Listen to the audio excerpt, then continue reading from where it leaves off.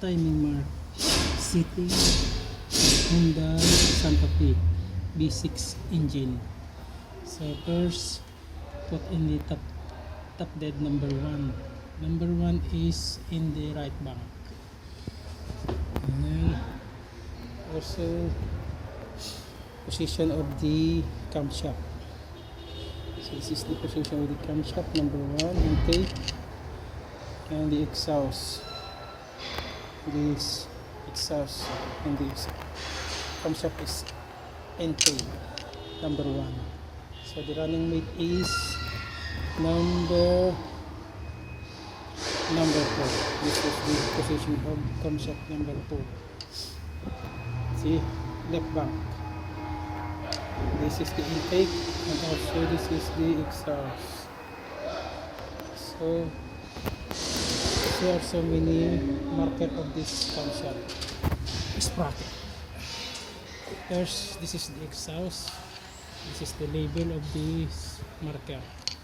The timing mark is there. Also, there is a timing mark here. But this is the correct timing mark. So there is a marker. This is the correct marker. The label of this. You must know how to put a position on the camshaft. The angle is in the upper position. This one.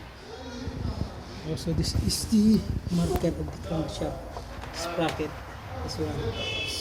So, on the left side is in this side camshaft marker. Left side. Yes. This one. Also, there is a label here, marker on this side also from the intake.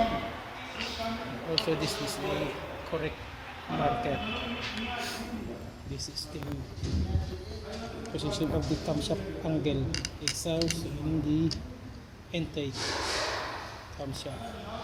This is the pressure valve switch, oil pressure valve switch. This is a exhaust. And this is the intake pressure valve switch. This one. And also this, and also here. Inside here, this is the oil sending unit, and the lower side of the intake manifold is the lock sensor. 2 pieces there. Also this exhaust pressure valve, oil pressure valve switch. Also this is the tensioner valve. This is the release. See this, and also this. And